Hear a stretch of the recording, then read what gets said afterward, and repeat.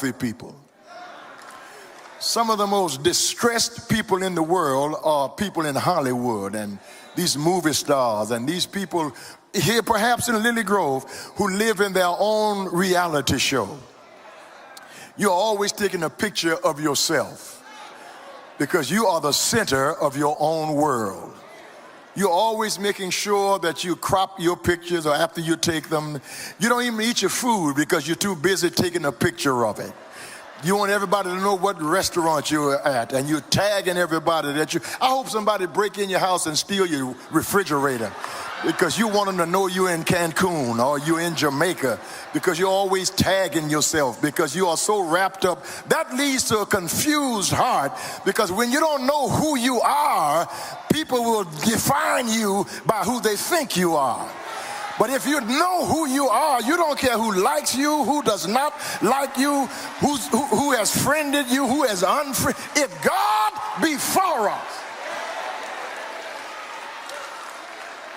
if you delight yourself in the Lord, the Bible says he will give you the desires of your heart, or as sturdy as its object. Not one of you, I watched you when you walked in, not one of you looked under that pew to see if it was still nailed down, because you sat in it last Sunday. When you get on a plane, you don't go in the cockpit and ask the pilot if he's been smoking dope or if he's drunk or if he's suicidal. You just get to your seat, put your headphones on, get your pillow and put it behind your neck, and you don't even listen to instructions from the flight attendant, because you just assume that since the plane took you to New York last time, it's going to do the same thing this time. You go to a doctor that you never met. Somebody just told you that he's a good doctor. And you go in the examination room, take off all your clothes. He might not even be a doctor, but somebody told you that he was. And then you take a prescription that you can't read to a pharmacist who got one side of her hair bald and the other side pink. And you take medicine 3 times a day. That takes faith. Now, if you got faith in somebody with one side of her head bald and the other side pink, what about a God who woke you up this morning, put food on your table, saved you from a devil's hell, made a way out of no way? What I'm doing is not foolishness. I believe that he got up from the grave. If there was no resurrection, preaching would be nothing, vain, profitless. Faith would be foolishness. But thirdly, if there was no resurrection, then the disciples were deceivers.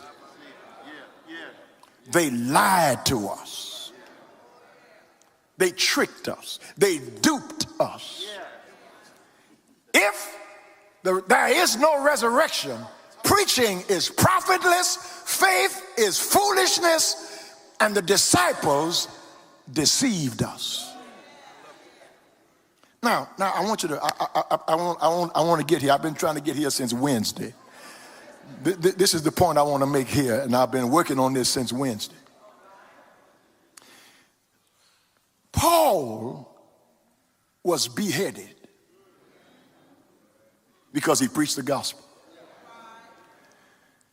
Peter was crucified upside down at his request because he did not deem himself worthy to be crucified like Jesus, right side up, at his request, preaching the gospel.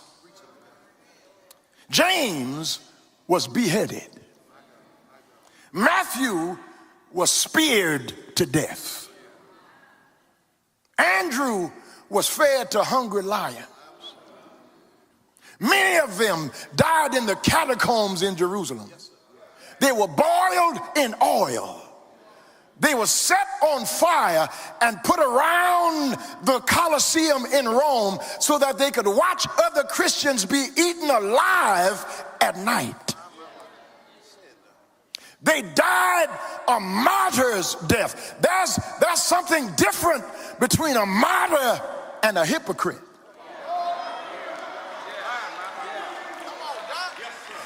Because hypocrites lie to get out of trouble. Martyrs tell the truth to get in trouble. Somebody ought to help me preach it. If it was a lie, they would not have gone to their death for it, because nobody in their right mind dies for a lie.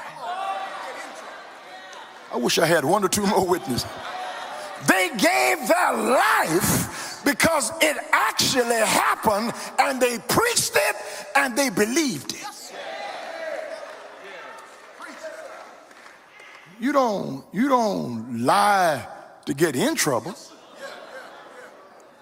You lie to get out of trouble.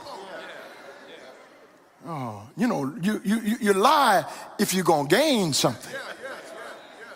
But you don't lie if you're going to lose something. You lie on April 15th.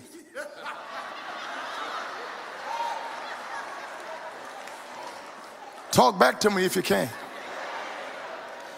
You lie if you think you can get away with it.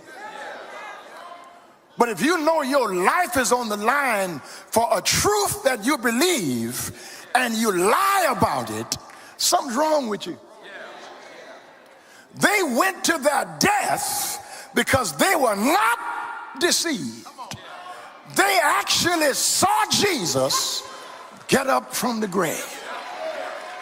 They saw him for 40 days. They were with him when he just walked through the door without even unlocking it. They were there when he said, "Brothers, have you any meat?"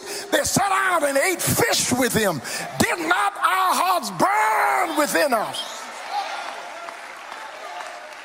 as he spoke with us by the way, and as he opened to wealthy people? Some of the most distressed people in the world are people in Hollywood and these movie stars and these people here perhaps in Lily Grove who live in their own reality show. You're always taking a picture of yourself because you are the center of your own world. You're always making sure that you crop your pictures or